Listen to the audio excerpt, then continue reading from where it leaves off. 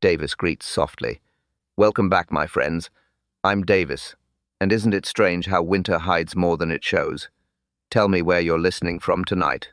Now, settle in. Tonight's mystery begins in a garden that never melted. Because beneath that frost someone had buried truth. Early February. Cold enough to bite. The air in St. Mary Mead carried that clean, brittle silence that comes before snow. Lady Bantry stood in her new glasshouse, admiring it as if it were a jewel. Panels of curved glass, polished brass hinges, and inside heat, humidity, and the faint perfume of orchids. Miss Marple stood beside her, knitting bag under one arm. She removed one glove slowly. "Quite the achievement, Dolly," she said. Lady Bantry smiled. "It was George's idea, years ago. He thought I needed something to keep me from gossip." Miss Marple smiled back. "And did it work?" "Not in the least," Lady Bantry replied. The gardener passed through the doorway, cap in hand. "Begging pardon, my lady. The heater's grumbling again. It went out last night.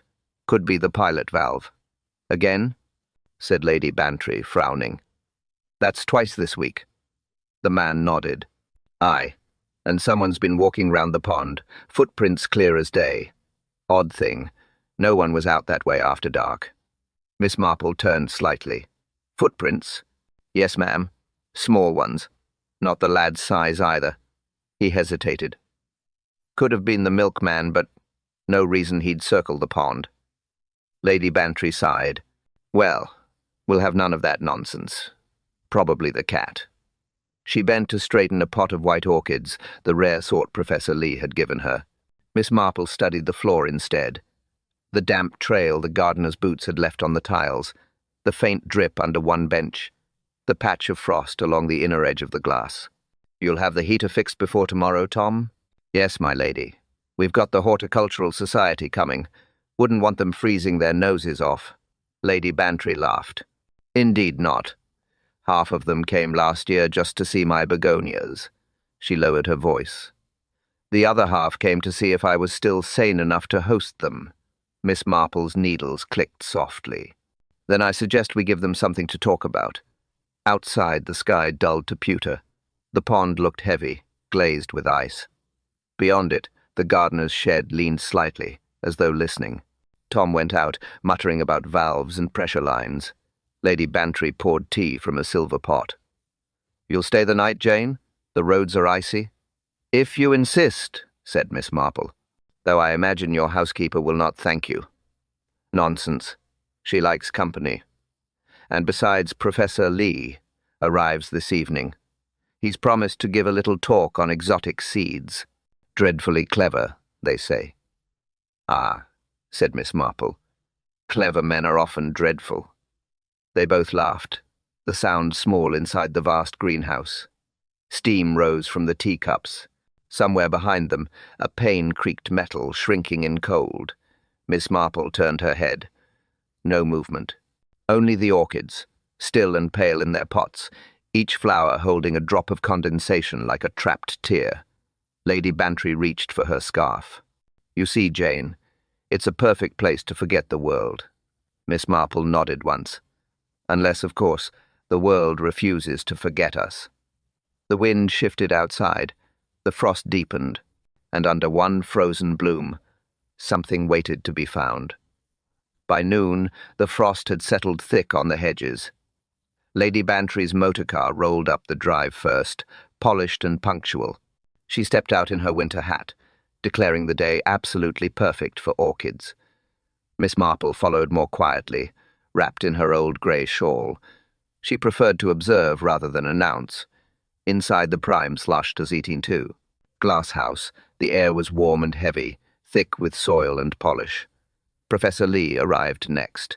Tall, narrow-shouldered, wrapped in a dark overcoat, far too elegant for the countryside. He spoke with that careful precision of men who value facts more than people. "Delightful arrangement, Lady Bantry. You've maintained humidity quite well." His eyes swept the benches. Every pot, every label, every misting pipe. Then, without being asked, he adjusted the valve himself. Lady Bantry blinked. "Oh, thank you, Professor." "Old habits," he said. "Toxic gases behave like stubborn plants. One must always check the air." Mrs. Ivy Warwick entered next, trailing scent and disapproval. Fur collar, crimson gloves. She looked around as if judging a rival exhibit. "My dear Dolly, you've overwatered the Phalaenopsis," she said immediately. Lady Bantry smiled sweetly. "So kind of you to notice." Miss Marple caught the flicker between them, two old competitors, both unwilling to lose grace. Mrs. Warwick turned to Professor Lee. "You spoke in London, didn't you? On botanical poisons?" He inclined his head. "I did. Few subjects remain so persistently misunderstood." "Except marriage," Mrs. Warwick said dryly. Laughter. Short. Brittle. Then came Jonas Fell. Round man. Expensive coat. Smelled faintly of smoke and old paper. He carried a small wooden case, which he guarded as if it were alive. "Rare seeds," he said when Lady Bantry asked. "South American. Pre-war specimens. Irreplaceable." He set the box on a table, wiping the lid with a folded handkerchief. Every motion deliberate. "Protective." Miss Marple noted the way his fingers lingered on the lock. Last to arrive was Miss Tilda Rowe, the maid. Thin, pale, barely out of her teens. Her hands trembled slightly as she set out the tea. "Careful, Tilda," Lady Bantry said kindly. "That pot cost more than your wages." "Yes, ma'am," she whispered. For a while they were all polite. Tea, comments on weather, praise for orchids, but tension brewed under the manners. Professor Lee spoke too much about toxins. Mrs. Warwick contradicted him at every turn. Jonas Fell interrupted both. Lady Bantry tried to smooth it over with cake. Miss Marple sat by the heater, knitting, watching the dance unfold. She noticed small things. Lee never removed his gloves. Mrs. Warwick avoided standing near the orchids she'd criticized. Jonas Fell never looked at anyone when he spoke, and the maid kept glancing toward the door, as though waiting for someone who wouldn't come. The afternoon light shifted. Shadows crossed the glass roof. The frost outside had begun to creep up again, turning the windows milky. Professor Lee rose to fetch his coat. Lady Bantry said, "You've barely taken a bite, Professor." "I dislike sweets," he replied. "Noted," she said. "But I see you enjoy perfection." He smiled faintly, pulling on his gloves once more. Marple's eyes followed the motion. Polished leather. No stain, no soil, no flaw. But when he turned toward the door, she saw the edge of his boots. Faint crust of pale mud, dried in uneven streaks. Soil not from the greenhouse floor. Different color, different texture. Her needles paused mid-click. The others kept talking, laughing, debating humidity and fame. Miss Marple only murmured almost to herself, but his boots told another story. Evening settled over St. Mary Mead like a lid. The gardens turned silver. The pond froze in rings of light. The glasshouse glowed against the dark, warm breath behind cold glass.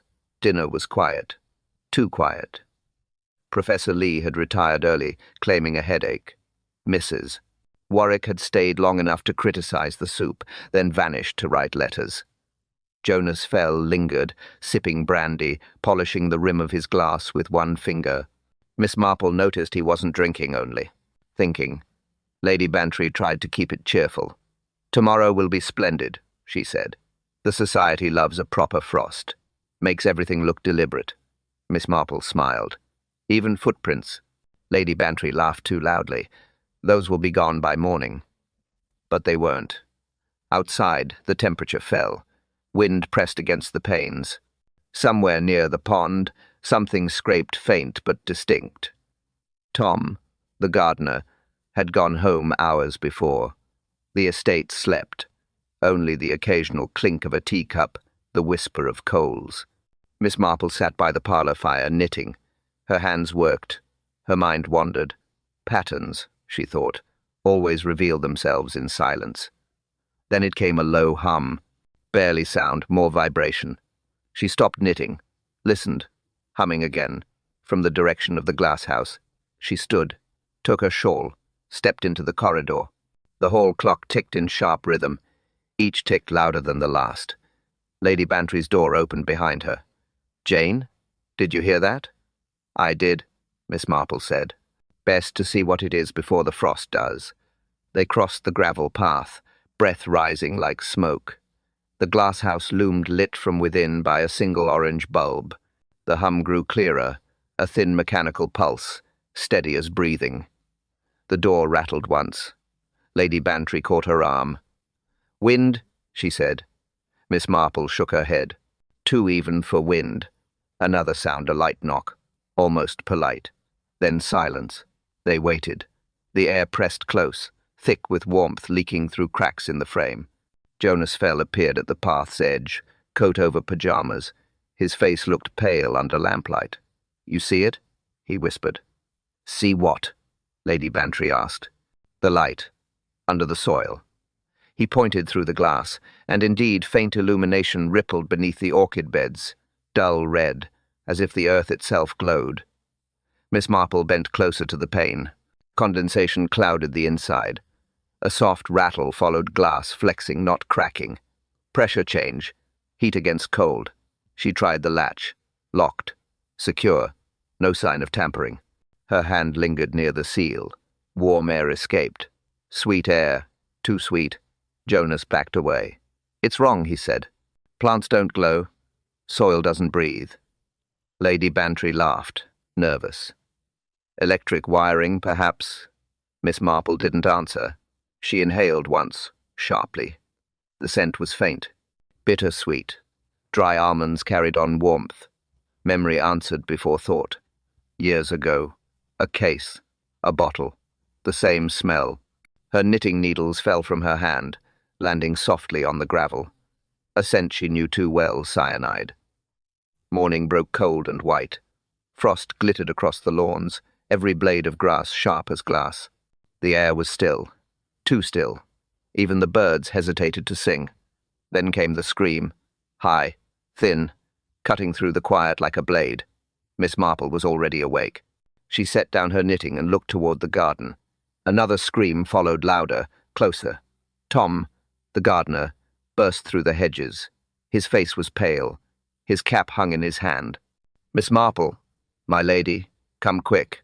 Lady Bantry appeared at the landing above, still in her dressing gown. "What is it, Tom?" He could barely speak. "The glasshouse. Something awful." They ran. Boots on gravel. Cold air biting at every breath. The glasshouse loomed ahead, its panes fogged white. Inside, the orchids hung heavy with frost. Tom struggled with the door latch. It gave suddenly, spilling a rush of air so cold it stung. They stepped in. The smell hit first sharp, metallic, and sweet. Not soil, not decay. Something chemical. Then they saw him, Professor Lee, face down among the orchids.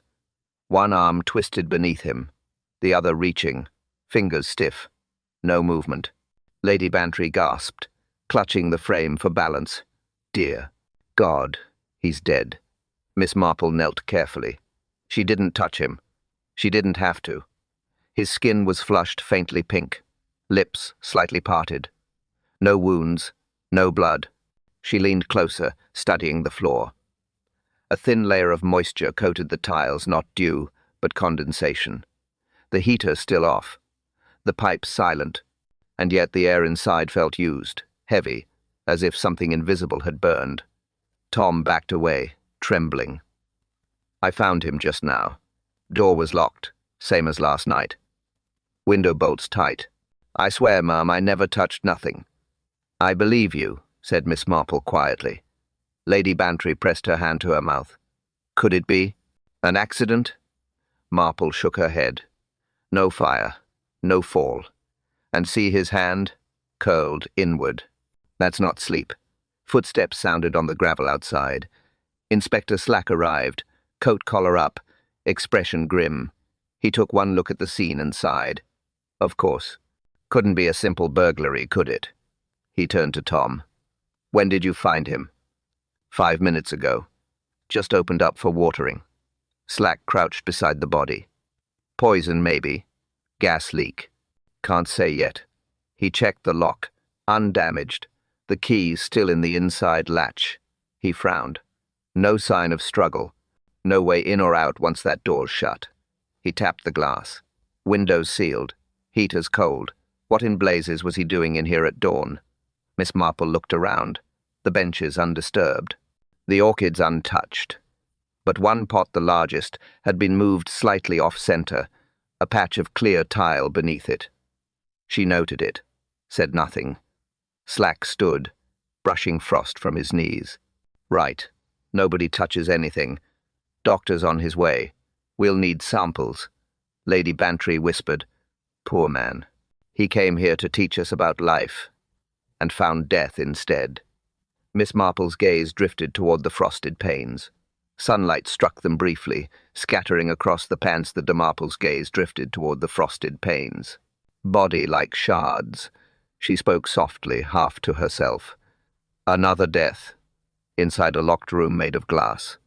Inspector Slack hated interruptions, especially quiet ones. Miss Marple's voice was both. He knelt beside the body, while the constable took notes. Stay back, Miss Marple, he said without looking up. Poisoning's my first thought. Gas, maybe. That heater of yours again. Lady Bantry frowned. But the heater was off, Inspector. Tom said so. Slack waved a hand. Then someone turned it on and off again. These things don't kill by magic. Miss Marple didn't argue. She only tilted her head, watching the faint frost melt near the floor grate. Do you mind if I look? She asked gently. Slack sighed. If it'll keep you from offering theories, be my guest. She moved closer. Small steps, careful not to disturb the marks on the tiles. The air still held that bitter-sweet scent, the faint ghost of almonds. The grate caught her attention. A metal square near the heater base, rim dark with soot. But inside, the dust was uneven. Some patches wiped clean, others undisturbed.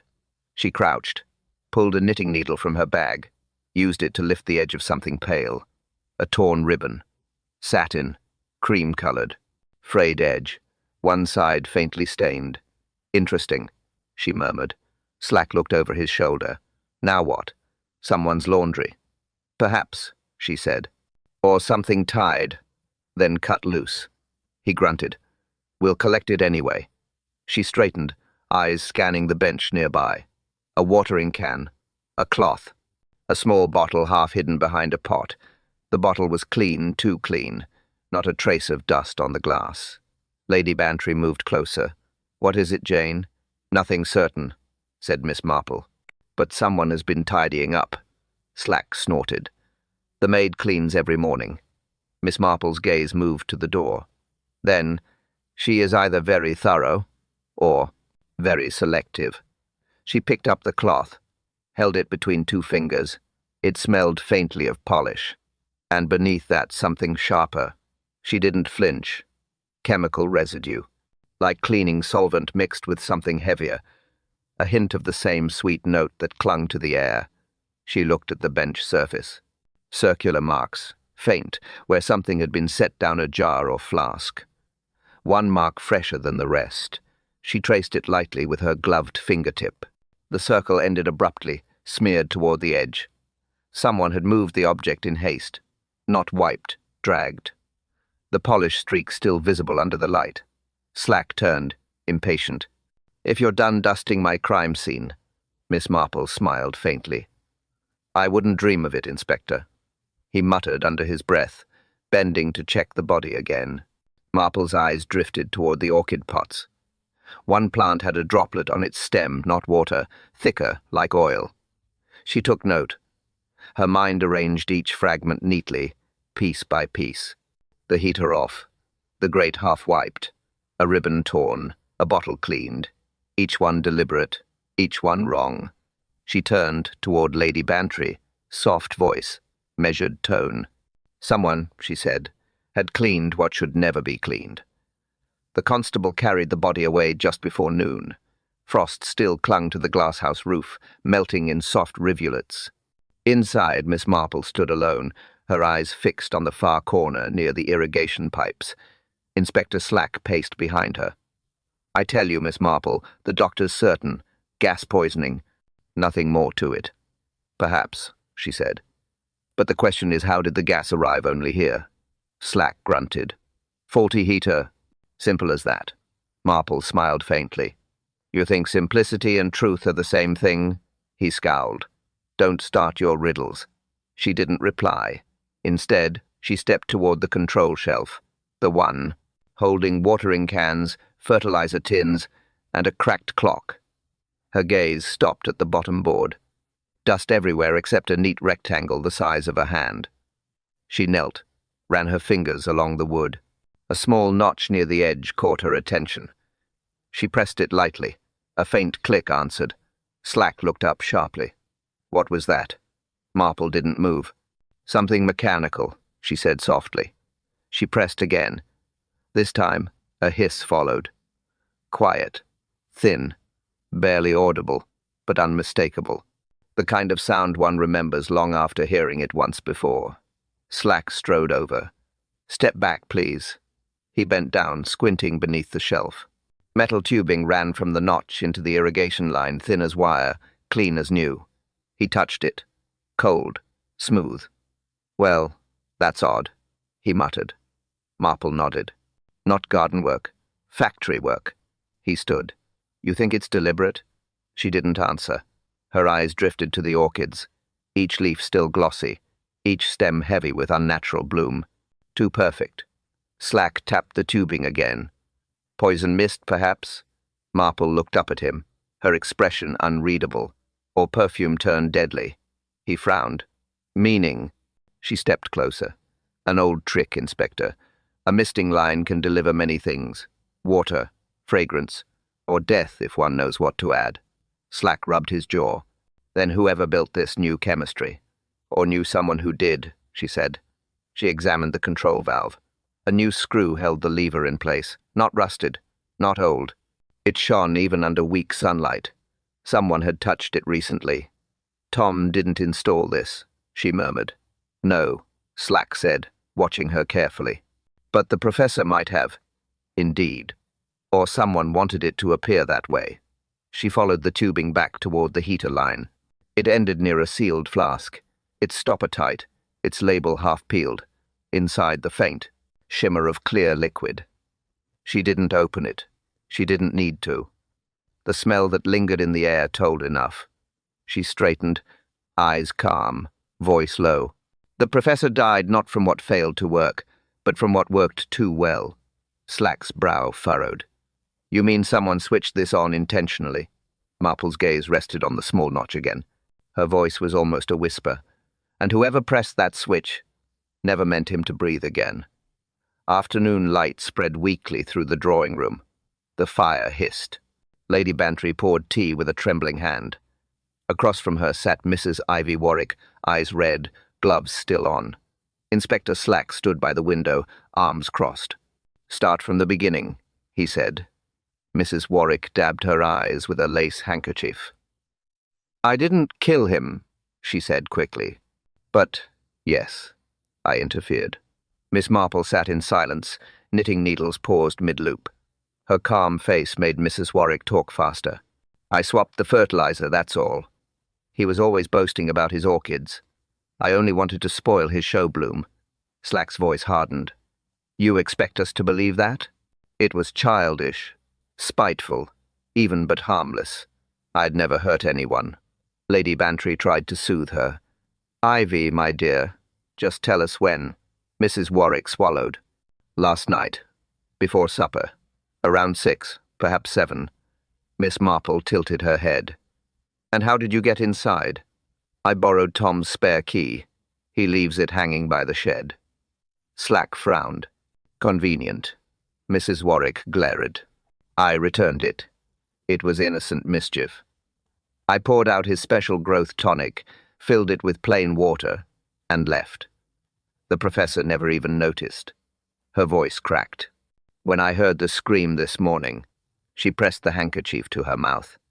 I thought it was my fault. Miss Marple spoke softly. And the bottle you emptied. Where did you leave it? Back on the shelf near the pump controls.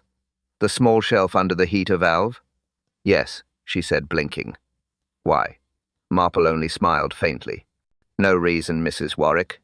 Please continue. Slack paced behind them. Did you smell anything odd while you were there? Mrs. Warwick shook her head. Only fertilizer. Strong. Unpleasant. No hissing sound. No warmth. No. It was freezing. I could barely feel my fingers. She hesitated, then looked down. But I did hear something, now that you ask.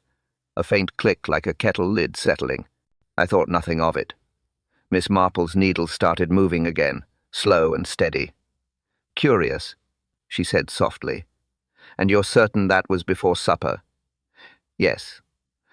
Not later? After everyone had gone to bed? Mrs. Warwick stiffened. No. Why? Because, Marple said, eyes still on her knitting. Someone else tested that pump after midnight. Slack turned sharply. How would you know that? Marple looked up, mild as ever. The water residue inside the valve was fresh this morning, not frozen overnight, meaning it ran within a few hours of dawn. Mrs. Warwick gasped. But I didn't touch it again. I swear it. I believe you, said Marple kindly. The older woman broke into quiet tears, hands shaking. Marple reached across the table, laid a gentle hand over hers. No harm was meant, she said. Only pride. Pride is not a crime. Mrs. Warwick sobbed harder. He was such a pompous man, but I never wished him dead. Slack muttered. We'll see what the lab says. Marple didn't respond. Her gaze moved to the frost-streaked window, where the sun had begun to fade. The room grew still again. Only the click of needles broke the silence.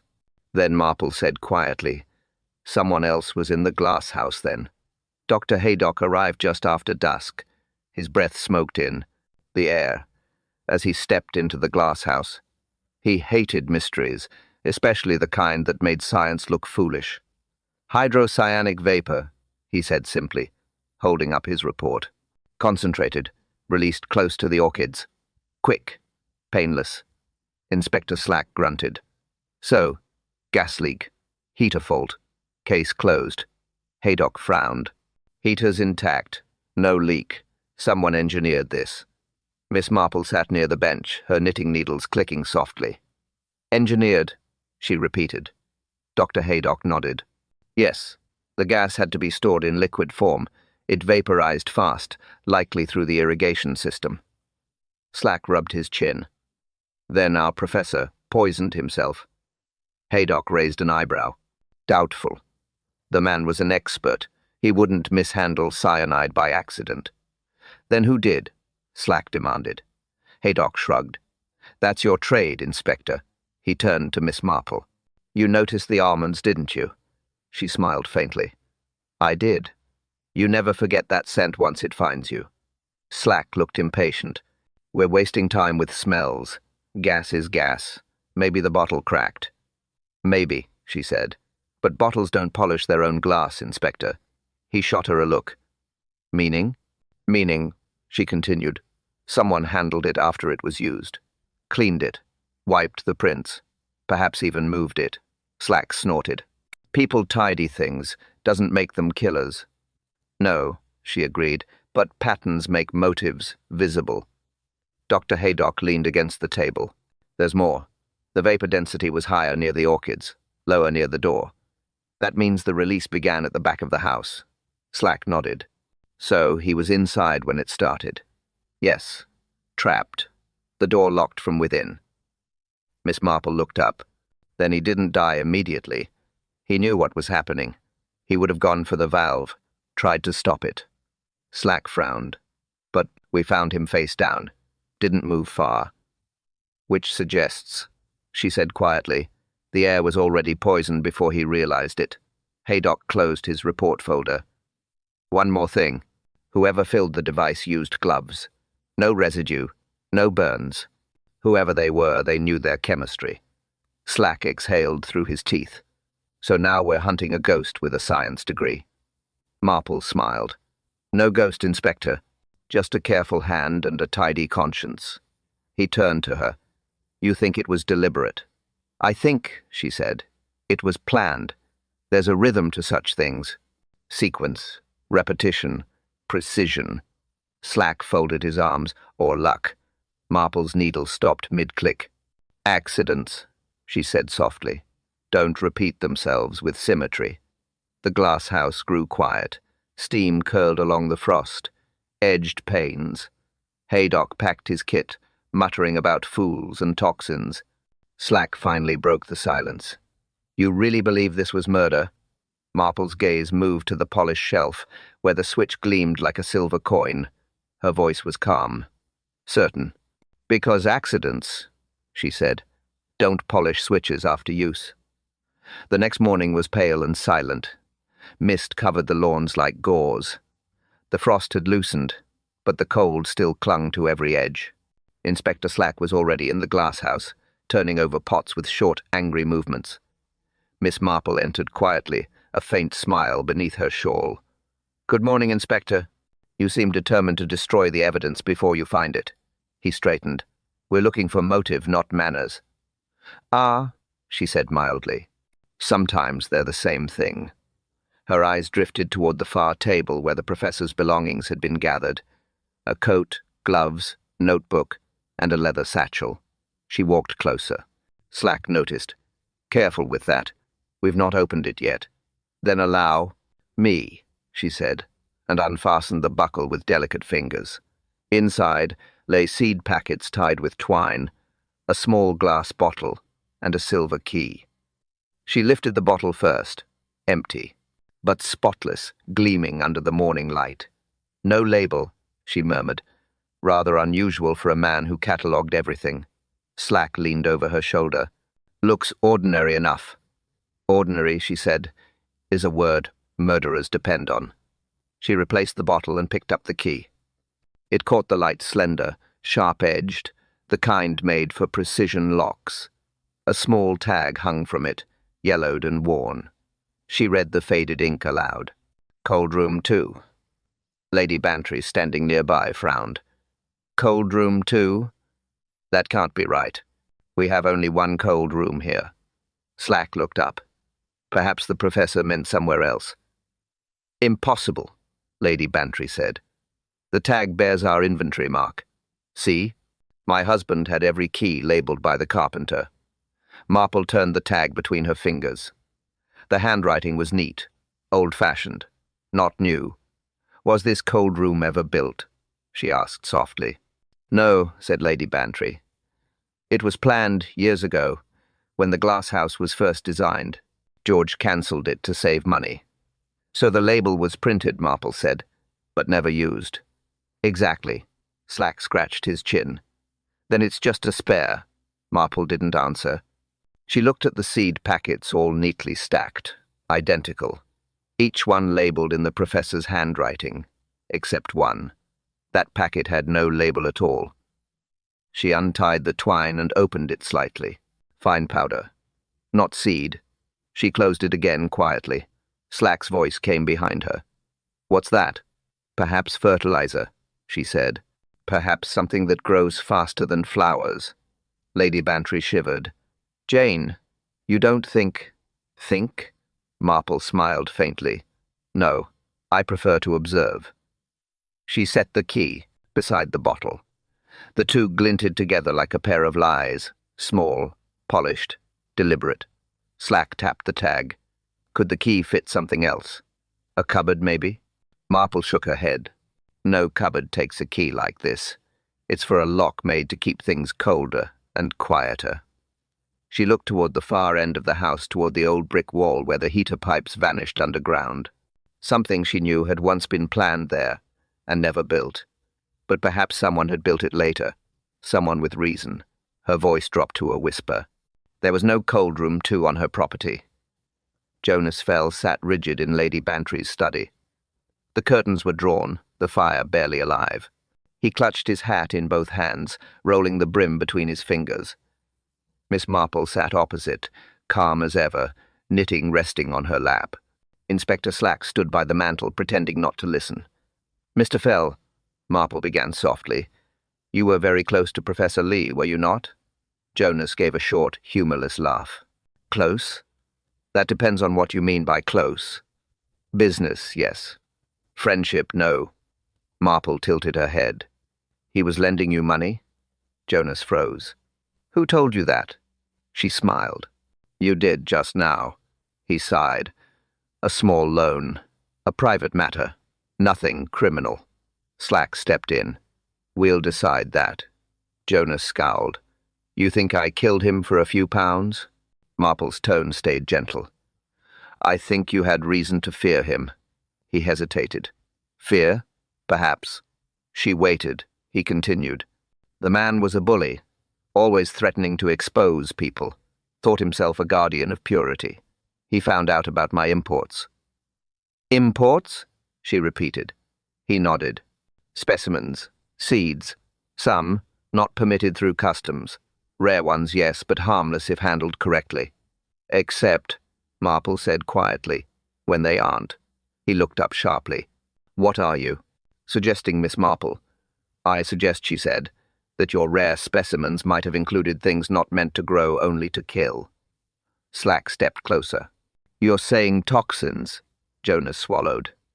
Botanical extracts, perhaps. The professor knew. He always knew. He planned to report you, Marple said. Jonas nodded once. He threatened to destroy me. Said he'd send everything to the police. Marple's voice was soft. And that would ruin you. He looked away. Yes. Outside, a door creaked open. Mrs. Warwick stood at the threshold, pale and trembling. I heard you, she said quietly. All of it. Jonas stiffened. You've no right to listen in. Don't you tell me about rights, she snapped. You lied to me, Jonas. You said Lee was bluffing. You said you'd handle it. Slack turned to her. Handle it how? She faltered. I thought he meant a letter, or a payment. I didn't think. Her voice broke. Marple rose slowly. You cared for him, didn't you, Mrs. Warwick? For Jonas? She whispered. Yes, foolishly. He promised partnership. Promised to share everything once his debts were clear. Jonas said nothing. Slack stared at him. So she knew, and the professor knew. That's quite a triangle. Jonas slammed his hat onto the desk. I didn't kill him, Marple spoke gently. Perhaps not with your own hand, but someone used your secrets as their key. He looked up. What do you mean? The mechanism, the poison, the design. Those required knowledge of both chemistry and motive. The professor's death was built piece by piece like a machine, and machines need blueprints. The fire crackled. Mrs. Warwick covered her face. Jonas stared at the carpet, breathing heavily. Marple gathered her knitting, eyes calm, tone quiet. Jealousy, she said, makes people foolish. Debt makes them desperate. Revenge makes them cruel. She paused. But envy alone cannot build a murder machine. By evening the house had grown silent again. The guests kept to their rooms. Inspector Slack stood over the map of the garden, jaw tight, pencil tapping. Miss Marple sat across from him, notebook open, expression mild. Let's fix the hours, she said. He nodded grudgingly. Go on. She spoke slowly, every word measured. 11 p.m. The gardener heard a humming sound from the Glasshouse. Slack checked his notes. Confirmed. Said it lasted a minute. Then stopped. Midnight, she continued. Jonas Fell claimed to see light through the soil. A faint glow. Slack grunted. So, he says. He might have imagined it. Possibly.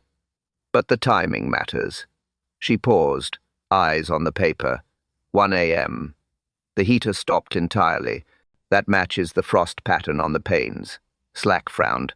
So what? So, she said softly. Someone entered between 11 and 1. He leaned on the desk. Who? She smiled faintly. That is what we must test. The constable brought in the boots. They'd collected 3 pairs. Tom the gardener's, Jonas Fell's, and a smaller pair belonging to the maid, Tilda Rowe. Slack pointed. Tom's prints were outside, same as usual. Fell's near the side gate. The small ones, those were inside the path line, near the pond. The pond, she repeated, where the footprints were seen before the murder. She took the magnifier from Slack's hand. Look here. Tom's boots' wide tread. Mud caught deep. Fell's foreign make, narrow soul. And the third, she leaned closer. The third shows something else. Slack bent beside her. Smaller, yes, but not dainty. Not a girl's size either. Marple nodded. A short stride but firm weight. Heel pressed flat. Not a maid in slippers. He frowned. Then whose? She didn't answer immediately. Miss Rowe. Insists she never entered after sunset, Slack said. Indeed, said Marple. And yet, her shoes were spotless this morning, washed clean. Which proves she's lying. Or frightened, Marple corrected gently. Fear washes away more than mud. She moved to the window. The frost outside had begun to glitter again. Her voice stayed calm, but her tone sharpened. The pump noise at 11. That was the test run. Whoever pressed the switch was experimenting. Slack crossed his arms. So our murderer rehearsed. Exactly. Then returned near midnight when all were asleep. He nodded slowly. To finish it. She turned back toward the desk. Jonas Fell left his room at midnight. He admits that. Said he couldn't sleep. The gardener swears he saw a light near the soil soon after. Slack shrugged. Then Fell did it. Marple shook her head. Fell's print stopped halfway down the path. He never reached the Glasshouse. Someone else did. Slack studied the sketches again. You're saying there was another person walking out there? Yes, she said. A smaller figure. Steady. No hesitation. Whoever it was, they knew where to step. The constable shifted uneasily. Could have been the maid. Marple's eyes softened. If it were her, she'd have run her stride would scatter. Her pace uneven. Slack frowned. And this one? Marple looked down at the careful rows of prints, the tidy arcs through the frost. Her voice dropped. This one walked as if counting, each step deliberate. No rush, no guilt yet. Slack leaned forward. Meaning? She met his gaze. Meaning they came here to finish a plan, not hide one. The fire cracked in the grate. The air in the room felt colder. Outside, the frost thickened again, silent and patient. Marple gathered her notes, tying the ribbon neatly. Her final words fell like pins. Yet one print had a heel too narrow, and a step too calm. The house was quieter after dark. Even the clock seemed to tick more softly. Miss Marple walked alone down the servants' corridor, her slippers whispering on the old wood. One lamp burned low at the end outside the maid's door. She paused there, listened. No sound, only the steady hum of the wind against the panes. Inside, the maid's room smelled faintly of soap and starch. Everything was neat, too neat. The kind of order that hides panic rather than peace. Miss Marple set down her candle and looked around. A narrow bed, a small dresser, one window cracked open to the cold, a pair of gardening shoes under the chair. She bent to examine them. The soles were spotless. No mud, no frost stain, not even dust. She touched the heel. Still damp from washing, not wear. Someone had scrubbed them clean this morning. Her eyes drifted to the basin. Water still clung to its rim, grey from soap. Beside it, a rag, stiff, smelling faintly of polish. Marple turned toward the cupboard. The door creaked softly when opened. Inside hung 2 aprons, a coat, and a single glove mismatched to its pair. She reached for it. The fabric clung, heavy with moisture. Not water. Something else. She held it to her nose. Chemical. Acrid. Sharp enough to sting the back of her throat. Not perfume. Not cleaning solvent. Something darker. The lining was folded inward.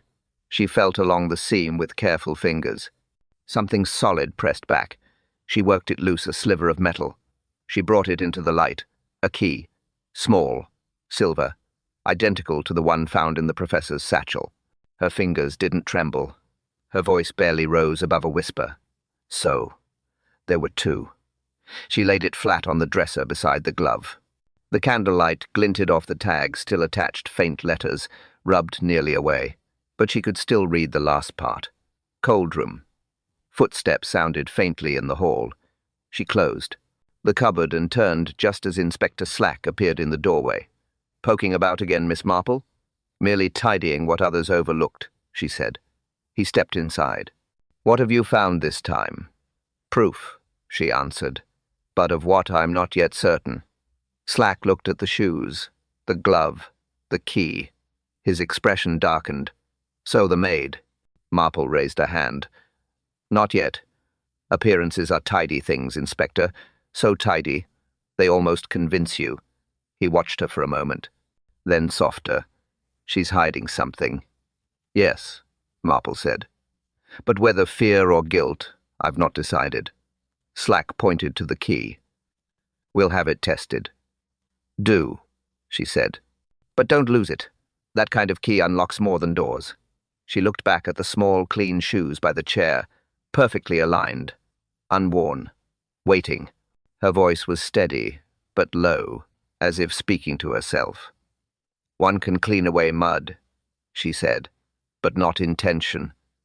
The candle flickered, the flame bending toward the glove. Its damp surface caught the light and shimmered faintly, almost alive. Miss Marple turned toward the window, the wind whispering through the small crack in the frame. Her words followed the draft, quiet but certain, and with it, a reason to fear silence. Afternoon again. The fire burned low in Lady Bantry's sitting room. A soft rain ticked against the window. Miss Marple poured 2 cups of tea. Tilda Rowe stood in the doorway, head bowed. Her hands twisted the edge of her apron. She looked small, smaller than her shadow. "Come in, my dear," said Miss Marple. The maid hesitated, then obeyed. The door closed behind her with a quiet click. "Sit down," Marple said kindly. Tilda perched on the edge of the chair, eyes darting toward the floor. "I haven't done anything wrong," she whispered. "No," said Marple. "Not yet." She slid the cup forward. "Sugar?" Tilda shook her head. "Then drink. It helps steady the hands." They sat in silence for a moment. Only the fire moved. Marple's tone stayed gentle, almost casual. "You've been very helpful these last few days. It must be difficult seeing everyone so frightened." Tilda nodded faintly. "I just do what I'm told." "Yes," said Marple softly. "And sometimes what we're told feels safer than what's right." The girl looked up sharply. Her lips parted, but no words came. Marple continued, voice even. "Tell me, Tilda, do you owe anyone money?" The maid froze. Her throat tightened. "No, ma'am." Marple's eyes didn't waver. "Not even a small sum? Not even to someone who promised to help?" Tilda's lower lip trembled. Her fingers gripped the teacup. Finally she whispered, "I didn't mean for it to go that far." "Go. How far?" She swallowed hard. "He said it was just a test, that's all. Just to see if the system worked." Marple set her cup down. "Who said that?" Tilda's voice broke. "Mr. Fell." Marple didn't move. Her hands folded neatly in her lap. "Go on." "He came to me a week ago," Tilda said. "Said the professor needed someone to check the pump. A trial. He said I'd get £5. I didn't believe him at first, but he said if I didn't help, he'd tell Lady Bantry I'd broken something." Her eyes filled. "I couldn't lose this job." Marple's tone stayed steady. "So you did what he asked?" "Yes. I pressed the switch like he said. Just once. It hissed a little, that's all. He told me not to worry. It was fertilizer gas, nothing dangerous." "And you believed him?" She nodded. "He promised I'd be paid the next morning, but when I saw him later, he pretended he didn't know me." Marple leaned forward slightly. "And the professor?" "He came in after. Said someone had tampered with his system. I thought he meant me. I panicked." "You didn't tell him?" "No, ma'am. I was afraid." Her voice cracked. "He said someone was stealing formulas. I thought he knew." Marple's gaze softened. "Poor child. You were used." Tilda wiped her eyes. "I didn't want to hurt anyone." "I know," said Marple gently. "But tell me one thing more." Tilda looked up. "When exactly did you test it?" "Before bed. He told me to switch it on for 1 minute, then off again." "And did you?" She nodded quickly. "Exactly as he said." Marple's eyes narrowed just slightly. The vapor marks say otherwise. Tilda blinked. What do you mean? Marple rose, her voice calm, but the air in the room seemed to tighten. The pump ran longer than a minute. Much longer. Long enough for poison to fill the air. The girl's face went pale. Her teacup slipped from her hand and shattered on the rug. Marple stood over her, quiet, steady, unblinking. Her final words were soft, almost pitying. But the pump ran longer than she was told. Evening again. The storm had passed, but the air still smelled of iron and damp soil. Inspector Slack paced the length of Lady Bantry's study. Jonas Fell stood by the mantel, his jaw clenched, his fingers drumming against his hat. Miss Marple sat quietly near the window, her knitting untouched. Slack broke the silence first. You've been a slippery one, Mr. Fell. Let's see how you manage this. Jonas forced a smile. I've told you everything I know. Marple looked up. Not quite. He turned to her, irritation sharp in his eyes. Madam, I've cooperated fully. I've stayed here when I could have left. She interrupted softly. Because leaving would have looked worse. He froze. Slack stepped closer, voice rough. Let's start with the soot. Jonas blinked. What soot? The soot on your cuff, said Marple. From the heater pipe in the glasshouse. Fresh, not old. You brushed against it when you bent near the valve. That's absurd. Slack grinned. Doctor says it wasn't there at dinner. Must have picked it up later that night. Jonas opened his mouth, but Marple continued, calm and steady. Then there's the matter of the key. You told us you'd never seen a duplicate, and yet the tag from the maid's glove matches the one missing from your satchel. He shook his head quickly. I don't know how she got it. She didn't, Marple said. You gave it to her. To test the system. His face darkened. That's a lie. Slack moved behind him, voice tightening. We've got her statement, Fell. She says you promised payment. £5. Jonas turned on him. You'd believe a servant girl over me? Marple's tone stayed light, but her words cut clean. I'd believe anyone whose shoes show fear instead of polish. He swallowed hard. Lady Bantry, standing near the door, spoke quietly. Jonas, why not tell the truth? Because there's nothing to tell, he snapped. I never touched that pump, never entered that greenhouse after supper. Marple folded her hands. Then explain the envelope, please. He blinked. What envelope? The one marked TR, found in your coat pocket. Empty now. But it once held the payment she was promised. Slack crossed his arms. Looks bad, Fell. Jonas laughed once, short and bitter. So now you think I'm some poisoner? Over £5? Marple's eyes didn't leave his face.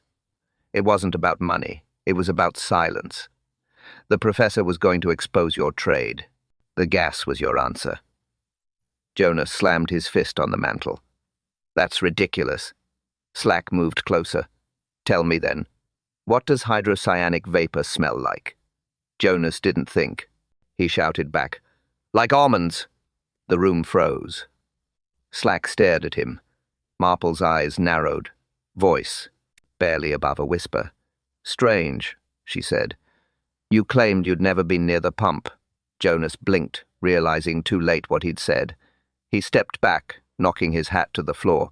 I only meant what the papers say. No, Marple said softly. You spoke from memory, not rumor.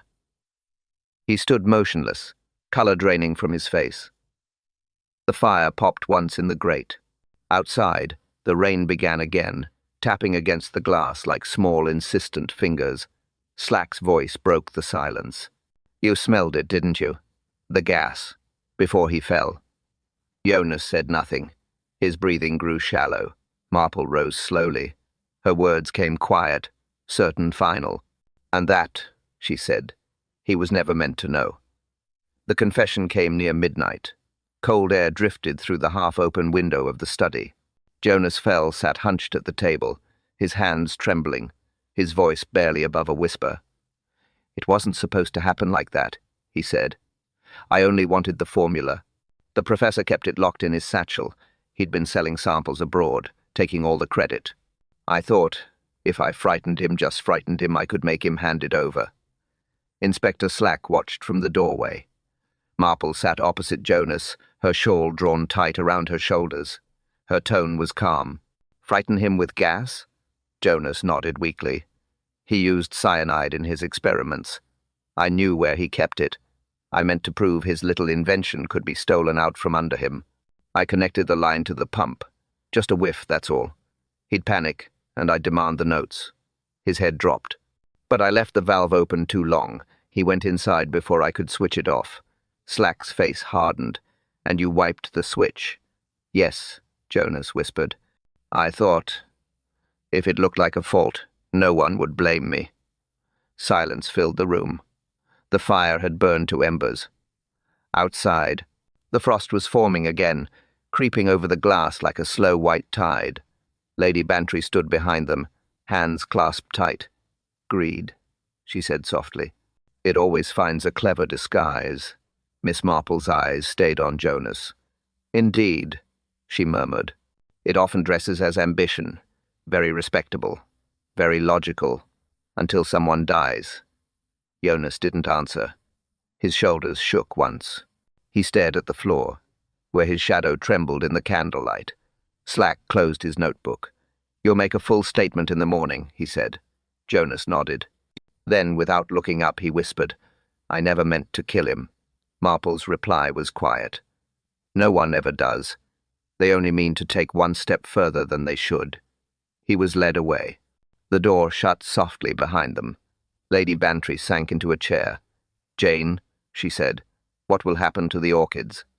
Marple glanced toward the glasshouse, visible through the frosted window. The panes were silver now, the plants beyond dim shapes in the moonlight. They'll close it, I expect. The soil will rest. It deserves to. Lady Bantry sighed. It's strange. All that beauty, all that patience, and it ends with poison. Marple smiled faintly. Nature teaches us quietly, Dolly. Everything that grows too greedily destroys itself first. The two women sat in silence, listening to the soft crack of ice forming on the path outside. The world had grown still again, as if holding its breath. The frost spread over the glasshouse roof, sealing in the dark shapes of the orchids within. The night settled around them, gentle but final. And as dawn crept pale over St. Mary Mead, Miss Marple looked once more toward the garden and whispered, But one orchid, they say, still blooms pale pink every February. Davis's voice returns, warm and steady. The fire burns low. A candle flickers beside his chair. Well, my friends, he says softly, did you guess? Before Miss Marple did? He pauses, smiling. Was it the ribbon on the floor, the pump that hissed too long, or the frost that told the truth? The room feels smaller now, quieter. Only the soft tick of a clock breaks the silence.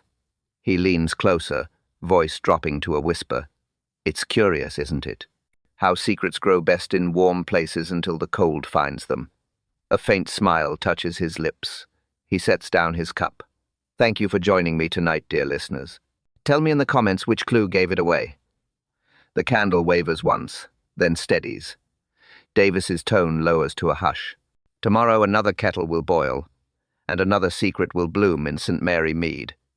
Soft music hums beneath Edward's voice. The fire fades to ember glow. Next time, he whispers, a letter with no sender, and a death with no body. A pause. The clock ticks once in the quiet. I'll be waiting, he says gently. Same hour, same tea. He lets the silence linger, calm, familiar, inviting. Then a soft clink of the teacup. The final breath of music fades. And with it, another night in St. Mary Mead slips into memory.